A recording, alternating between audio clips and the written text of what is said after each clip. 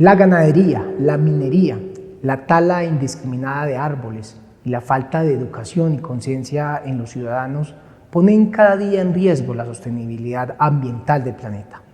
Efectos como el cambio climático y la falta de agua son cada día más evidentes. De eso estaremos hablando hoy en Cortésmente. Acompáñenme.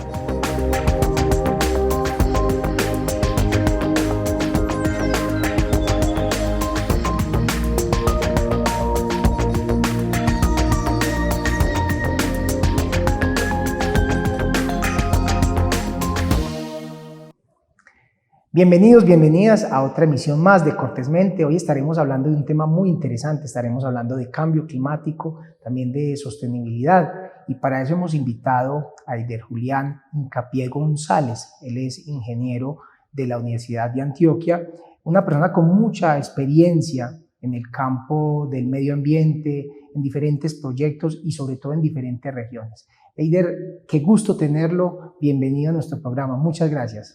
Muchas gracias, Camilo, y muchas gracias a Conecta que nos hace esta invitación y a todos los aguarceños que están viendo este programa. Muy bien, vamos a empezar hablando sobre esas consecuencias que hoy estamos viendo en los ecosistemas, que estamos viendo, y lo mencionaba ahorita al inicio del programa, ya se empieza a hablar de falta de agua, de cambio climático.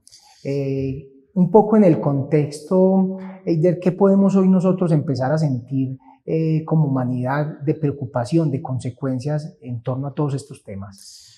Claro, ahí Camilo, como para entender pues como esos contextos, todo este tema de la revolución industrial, desde 1800, 1850 en adelante, ese auge de la industrialización que nos dice las personas empezaron a establecerse en los territorios, aparte del agua cercana, era la fábrica que emitía más humo, porque eso daba una impresión, había una idea de desarrollo si hay fábricas echando humo por sus chimeneas, ¿cierto? Entonces empieza como esa lucha, esa competencia por quién se industrializa más.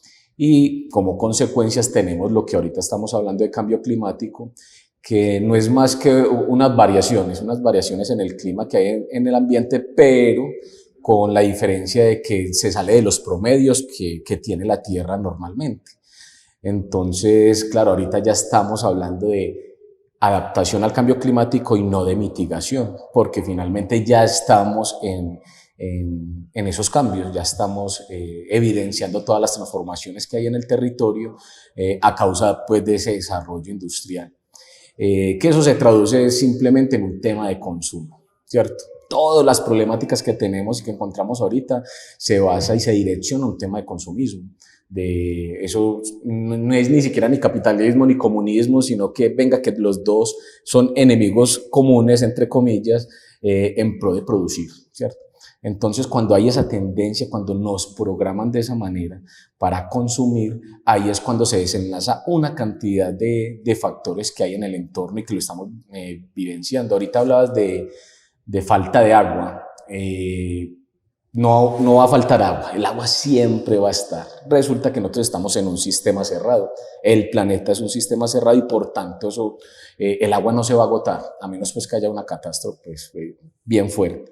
Pero el agua siempre va a estar, la misma cantidad que estaba hace millones de años, la misma cantidad de ahorita. Lo que pasa, lo que sí se puede agotar es el agua potable, el agua de consumo humano, que eso requiere ya otras características físico, química y biológicas para que nosotros podamos asimilarla bien, ¿cierto? Entonces, en ese recorrido uno empieza a detectar ciertas cositas que es que no es solamente el industrial, el ganadero, no solamente son esas grandes industrias las que están produciendo la contaminación, sino que nosotros también hacemos parte.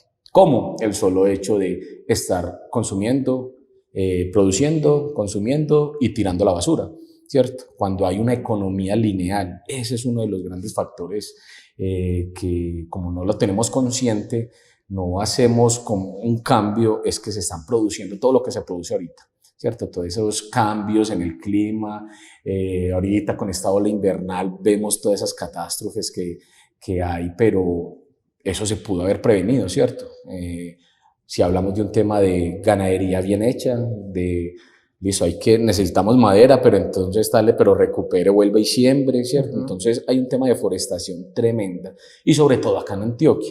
Acá en Antioquia hay un estudio de Fedegan donde dicen que Antioquia tiene alrededor pues ha pasado a 20.000, póngale 20.000 hectáreas taladas al 2016, ¿cierto? Deforestada. Eso más o menos, como lo visibilizamos, haga de cuenta 20.000 estadios de fútbol, ¿cierto? 20.000 estadios de fútbol son bastantes, y nosotros creemos que siempre vamos a tener los recursos, y hay que recordar que los recursos son limitados, ¿cierto? Son finitos. Entonces, con eso, o sea, es que es un panorama muy grande. Si vamos a hablar de todas las temáticas alrededor de qué es lo que está produciendo el cambio climático, podemos hablar de agricultura, monocultivo, minería, deforestación, el tema del consumo de todos los productos que vemos en el mercado, que hay una gran variedad y que nos damos a la fortuna de poder seleccionar, pero ¿eso qué implica? ¿Cierto? Hay una falta de conciencia frente a de dónde proceden estos alimentos, estos productos, todas estas cosas. Y si uno se va al origen, por ejemplo, una bolsita de plástico, que ahorita está de moda el tema del plástico, de saberlo administrar, de saberlo utilizar, vaya a ver cómo es que se produce el plástico, cuál es el origen desde la exploración del petróleo hasta la explotación, refinación y todo el proceso que tiene el petróleo para poder producir este polímero, ¿cierto? Entonces, solamente entendiendo eso, uno dice, uy, no, venga, que es que producir una bolsita de papel requiere tanta agua, requiere tanta deforestación, requiere incluso a nivel social, ¿cuántas familias desplazadas? ¿Cierto? ¿Cuántas familias con los hijos sin poder estudiar porque fueron desplazadas de ese territorio, y todo lo que implica a nivel social esas transformaciones del entorno? ¿Cierto? Entonces son problemáticas muy grandes y que vamos a ir profundizando de acuerdo, pues, exacto. al Y interés. justamente sobre eso, Eider, toca empezar, digamos que a puntualizar algunos aspectos. Usted menciona temas muy neurálgicos en términos de cómo desde las grandes transnacionales hasta uno en su casa tiene que ver con el tema, porque claro, está el consumo, está el que lo produce, pero después está el uso, digamos, lo que hago yo con las cosas. Y quisiera que en ese aspecto habláramos un poco sobre el tema de los residuos sólidos, o sea, el manejo desde la casa, lo que se pretende también desde las políticas públicas y los estados y los gobiernos, del manejo que le estamos dando a esos residuos. ¿Dónde está realmente la clave para que se les dé un buen uso? Y es que ese tema es fuerte, muy fuerte el tema de los residuos, porque de una u otra manera es la representación, el resultado del consumo, ¿cierto? De todo lo que consumimos lo echamos a la basura. Y hay que mirar todos esos estudios que hay alrededor de los estratos, quiénes son los que generan más basuras, y es muy curioso porque son los estratos más altos, ¿cierto? No hay todavía, eso es generalizar mucho. Todavía falta mucho para poder concientizar a estas personas de estar comprando y desechando, ¿cierto? Cuando hay cosas que están en muy buen estado. Entonces, acá la idea, de hecho, desde el año pasado vengo en un proyecto trabajando con varias poblaciones, tanto con funcionarios de administraciones municipales, como el de la autoridad ambiental, como la comunidad, ¿cierto? Y en ese tema de cambio climático, cuando se toca el tema de residuos, claro, venga, que es que tenemos que estar un poco más conscientes del cómo poder nosotros minimizar. Y se habla mucho de las 3 R, ¿cierto? Reducir, reciclar y reutilizar, pero empiezan a salir otras R's. Y la primera, que para mí es súper importante, que antes de reciclar, porque ese es el último proceso, es un tema de revisar, como un tema de revisar qué es lo que yo voy a consumir, ¿cierto? Aparece otra R por ahí. Entonces, antes de consumir, pregúntate si lo necesitas o no, ¿cierto? Si necesito la bolsa, sabiendo que listo, ya hay un movimiento de lleve su bolsita de mercado, como lo hacían anteriormente nuestros abuelos, que es muy curioso porque independiente de la información que tenían, eran muy conscientes, ¿cierto? Y no sabían de la problemática global, pero ellos utilizaban el mismo costal una y otra vez hasta que se dañaba, ¿cierto? Pero ahorita es el tema de la comodidad, una idea de estado de confort, de comodidad muy teso, que hay que replantearlo nuevamente, y empecemos con ese tema de los residuos. ¿Qué podemos hacer? Por ahí hay un movimiento que me parece una alternativa, más no la solución completa, y es el tema de las botellitas, de rellenar las botellas con plástico, pero volvemos a lo mismo, ¿cierto? Estamos trasladando el problema a otro lugar. O sea, no se está yendo al relleno sanitario, bien, pero igual el plástico todavía no hay información de cuánto se demora para degradarse. Nos dicen que 1000 años, pero a ver, el primer plástico salió por allá en 1800, ni siquiera ha pasado los 1000 años, entonces no sabemos. Y uno dice, venga, que es que esto es grave, ¿cierto? Todavía el primer plástico que se creó ya en 1800 todavía está ahí, no se ha degradado, ¿cierto? Listo, hay ya están pensándose en plásticos biodegradables, ¿cierto? Bolsas más bien biodegradables, pero acá la cuestión es de conciencia y lo que voy a comprar si lo necesito. Una recomendación: cuando vayan a ir a mercar, váyanse con el estómago lleno, porque inconscientemente uno, cuando está con el estómago vacío y va a mercar, compra una cantidad de cosas, sírvale o no le sirva, ¿cierto? Y eso implica que genera residuos.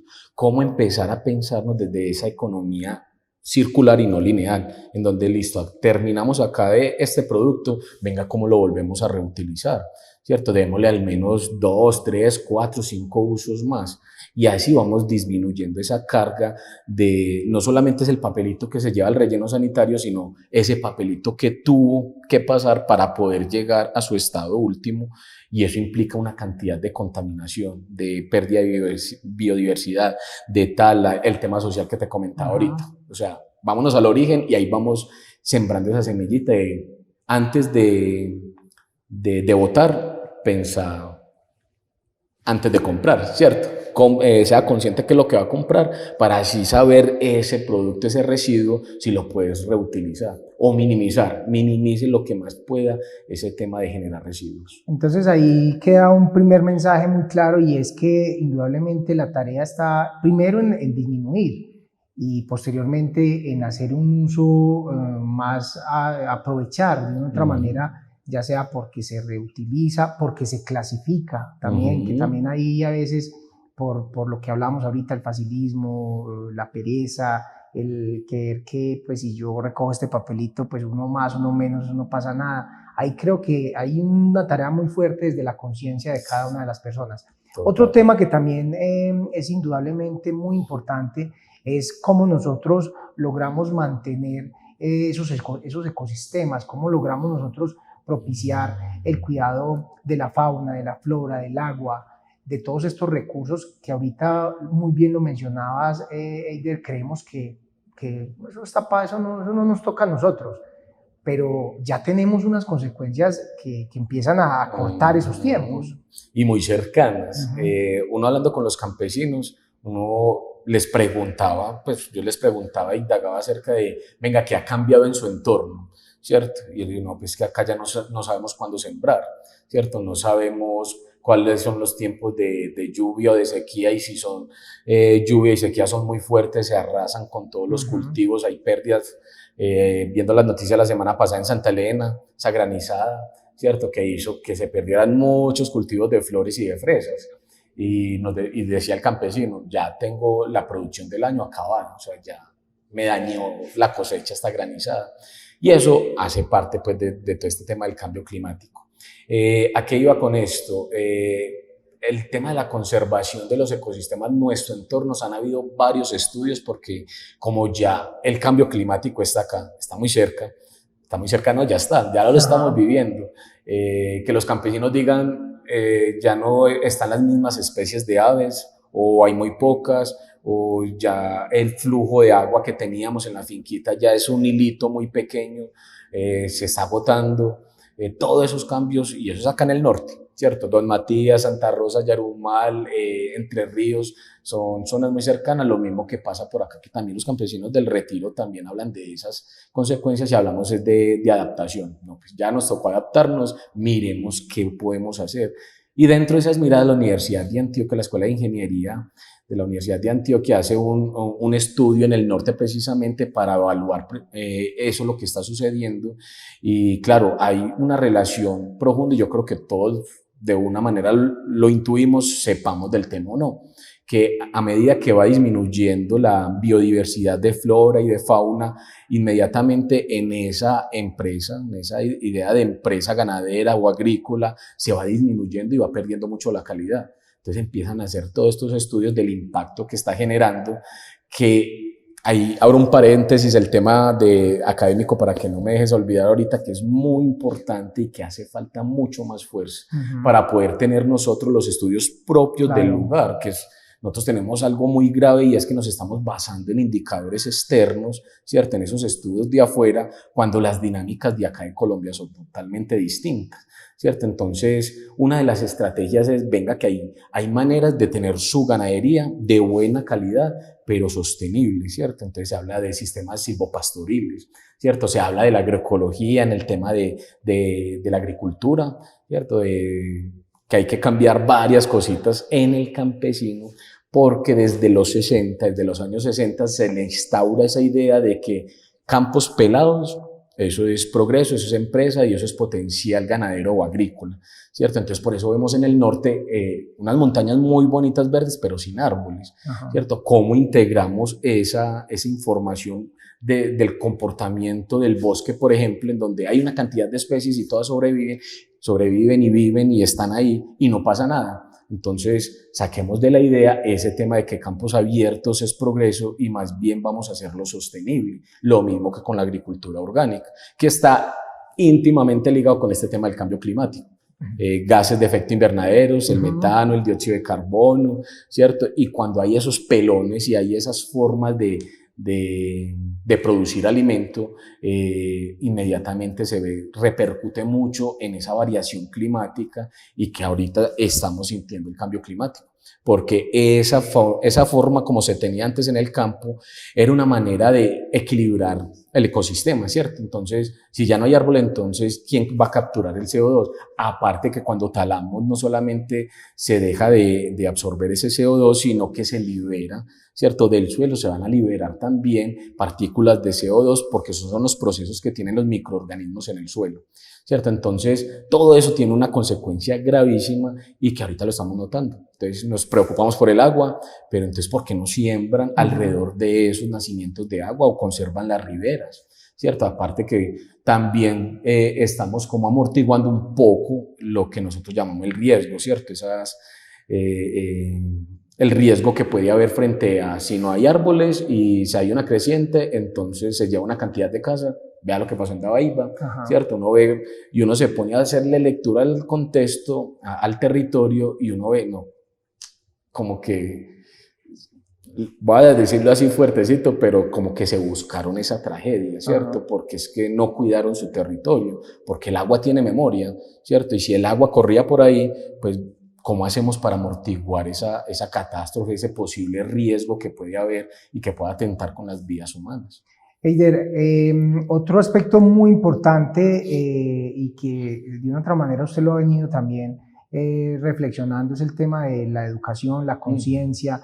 Digamos como nosotros hoy, sin irnos a extremos, porque es indudable, es muy difícil de tener esa idea de desarrollo que tienen desde las multinacionales, desde la globalización, desde el capitalismo, ¿cierto? Que ya están muy arraigadas y que pues es sin duda, es una pelea, pensaría uno, algo difícil, pero tampoco, digamos que hacernos el que aquí ya no hay nada que hacer. Entonces, en esa medida creo que nosotros como ciudadanos debemos ser actores principales del desarrollo, de cómo podemos aportar, y quiero que entremos en algo que usted también tiene mucha experiencia, porque ha tenido no solo acá en el Retiro, sino en otros municipios la oportunidad de trabajar, y es el tema educativo, el tema de conciencia, el tema pedagógico, ese trabajo con las comunidades. Aquí en el Retiro ustedes hacen un trabajo muy bonito con jóvenes, desde Casa de Semillas, desde enseñarle a los jóvenes, no solo los jóvenes campesinos, sino jóvenes también de la zona urbana, que tengan ese amor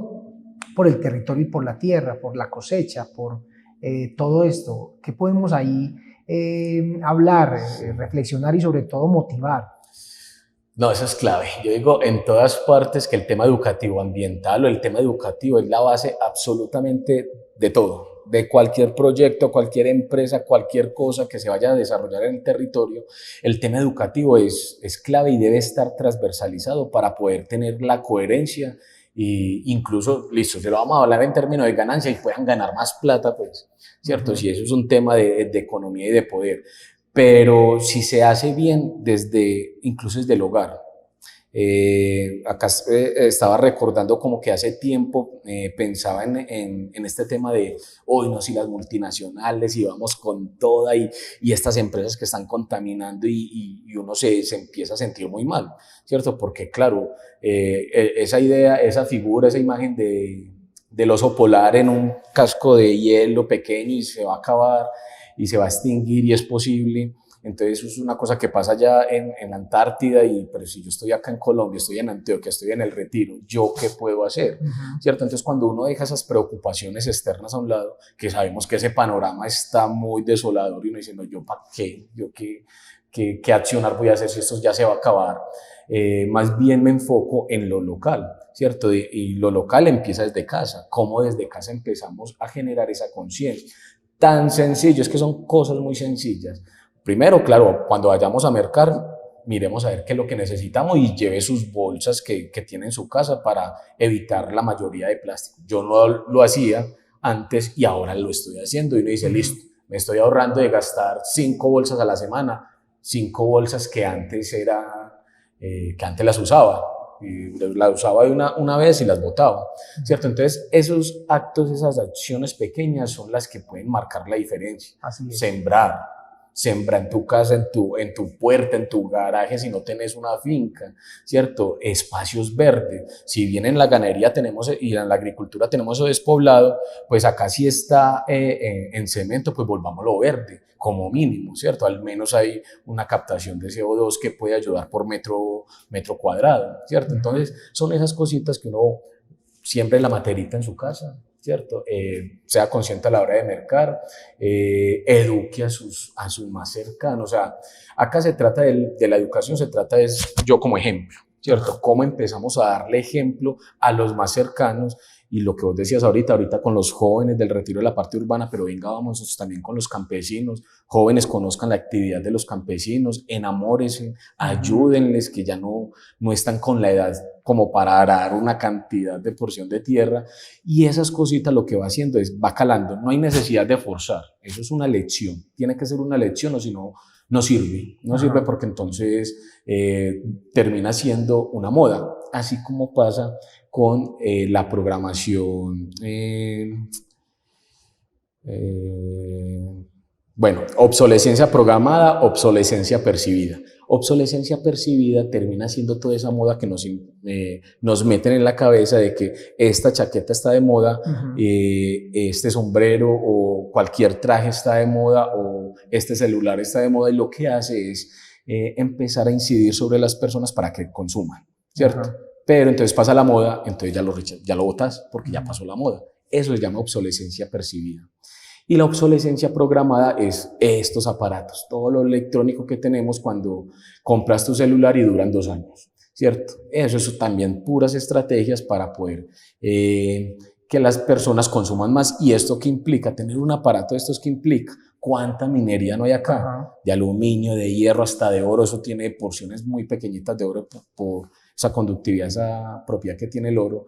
Y una cantidad de metales, y eso tradúzcalo a la cantidad de minas, de extracción de estos metales y todo lo que implica. Y eso, mira que eso se va volviendo una cadena. Entonces, desde las pequeñas acciones, conserven los equipos lo más que puedan. Hay que cambiarle la pantalla, ese quebro se puede cambiar, ¿cierto? Eso lo puede hacer y vale un poquito, pero no hay que comprar el celular completo, no hay que apoyar a toda esa cadena de economía lineal y entramos a la economía circular, ¿cierto? Entonces, comprendiendo estas cositas, Camilo, yo creo que las personas documentense en un poquito, vean videos, hay un exceso de información tremendo, ¿cierto? Ahí va a ser como una advertencia porque esa infoxicación que llaman, esa toxicidad que hay en la información hay mucha información, lo que hacen nosotros es que como que bloqueamos eso. O sea, hay un problema muy grande a nivel mundial, entonces lo bloqueamos, porque nos están invadiendo todas las redes sociales, el internet nos está invadiendo, nos está entregando mucha información y lo que hace es uno omitir el accionar que se debe realizar. Esa es otra cosa que uno puede hacer. O sea, mira que no está relacionado con un tema de producir, consumir y desechar, sino un tema de acá de conciencia, porque estamos hablando de regule su manera de revisar las redes sociales o verifique bien la información, ¿cierto? Y cuando uno tiene una información certera y segura, uno puede accionar, ¿cierto? Cuando uno tiene una información falsa, uno puede cometer hasta errores que pueden ser contraproducentes, en este caso para nuestro planeta Tierra y el medio ambiente en el que vivimos. Bueno, hoy un programa lleno de mensajes, de reflexiones, con una persona que además conozco de su coherencia y responsabilidad, porque usted ahorita decía algo muy importante, Eider, y es que el ejemplo pues siempre va a ser esa real coherencia de mover al otro, porque muchas veces pues hoy lo estamos hablando, muchas personas nos escuchan y pues les puede quedar el mensaje, pero a veces las palabras pues se van. El trabajo, el ejemplo, la coherencia con eso es muy importante y yo sé que usted y muchos otros jóvenes y personas que están acá en nuestro municipio y en otras regiones tienen una coherencia, una convicción por realmente trabajar, porque yo creo que el tema es de trabajar, de comprometernos, pero también de disfrutarlo. Pensaría uno, Eider, como mensaje final, esto yo creo que es un tema de valorar, de creer, de inspirarse, porque yo lo veo mucho en ustedes, ¿cierto? Esa inspiración, ese trabajo, ese convencimiento, más que una lucha y una pelea como contra el mundo. Sí, eso agota demasiado, Camilo, ¿cierto? Y creo que es desde el hacer. O sea, hay tres palabritas claves en estos ejercicios. Nosotros no hablamos de trabajo, ¿cierto? Mira, es que el ejemplo como es de teso cuando se va convirtiendo en algo que yo compro de mi familia, ¿cierto? Entonces, trabajo. Entonces, claro, mi papá era el que trabajaba. Yo crecí con un concepto de trabajo que era muy duro, muy desgastante, no había tiempo para la familia porque había que traer comida, había que traer alimento, el dinero para los estudios, entonces era una cosa muy dura que había que asumir. Eso es muy teso, ¿cierto? Entonces cuando uno va creciendo con esa idea de trabajo, que es una traba y vas para abajo, ¿cierto? Venga, cambiemos eso, laboremos felicitariamente. Por eso nosotros dentro de ese juego que me acabaste de plantear de cómo ponerlo a disfrutar, juegue primero con las palabras, nómbrelo diferente, para que nos salgamos de eso que compramos del sistema que nos dicen de cómo debe de ser.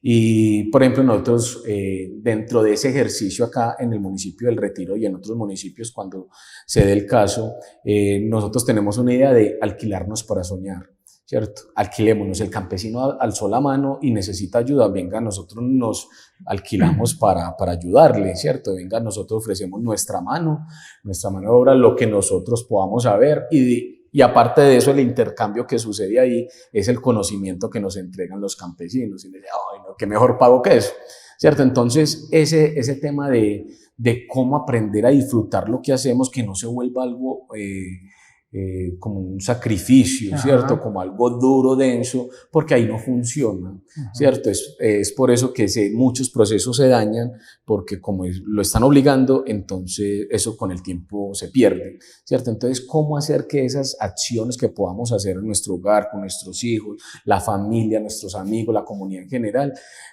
lo hagas de corazón? ¿Y cómo sabes que lo hace uno de corazón? Porque cuando uno lo entrega, uno se siente súper bien, uno dice, qué bacano, como esa sensación que se tiene cuando uno comparte algo sin necesidad de estar pensando en la retribución, ¿cierto? Entonces, desde que las acciones se estén haciendo con amor, con corazón, convencidos de que eso está funcionando, eso funciona y eso se empieza a pegar, ¿cierto? Entonces el hijo aprende, el hermano aprende, venga, que es que se están separando acá, va a tocar, listo, pero yo no le dije nada, ¿cierto? Entonces si él toma la decisión, si esa persona toma la decisión es porque listo, está cambiando el chipcito, hasta que se vuelva algo de, venga, sabe, incluso es compartir la información.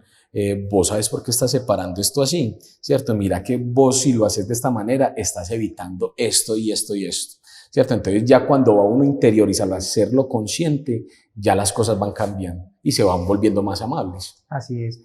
Pues muchas gracias, en verdad que temas muy importantes Creo que el mundo tiene que poner los ojos y la agenda sobre el cambio climático. Creo que sí. hasta ahí tenemos que comprendernos todos en eso que también nos han vendido de ciudadanos del mundo, entender que ahí es donde debe estar la agenda de políticas sociales, desde donde la miremos. Sí, hay que pena que tocaste ese tema y es algo que también es un llamado a los que están administrando nuestros territorios, ¿cierto? Entonces hablamos de esas instancias, los funcionarios, alcaldes, gobernadores, presidente y todos los que hay alrededor, porque finalmente también hay que atender ese llamado de, venga, que es que eso que se pone en los documentos de esas agendas para el cambio climático, todos esos planes que hay para adaptación al cambio climático acá en Antioquia y en Colombia y en el mundo, que incluso ya tienen que estar interiorizados dentro de sus planes de desarrollo y dentro de sus planes de ordenamiento territorial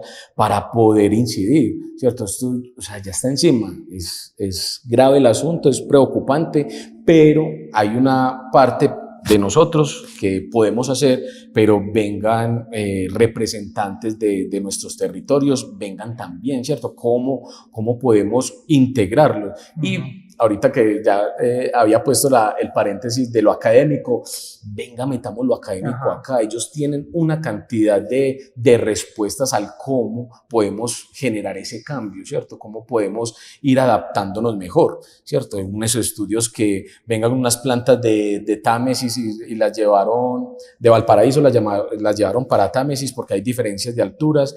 Entonces, venga, vamos a adaptar estas plantas a ver cómo funcionan para poder hacer ese estudio, que llevan 6 años en esa y están comprobando qué especies se pueden adaptar a los cambios de clima que están haciendo. Es que yo creo que el mensaje es claro, la responsabilidad es completamente de todos. Eiden, muchas gracias. Qué rico en verdad haber podido compartir con ustedes muchos mensajes, muchas reflexiones, y eso es lo que proponemos y buscamos nosotros desde acá, desde Conecta y desde este espacio Cortésmente. Así que los invitamos para que estemos la próxima semana con un invitado más para hablar frente a frente cortésmente.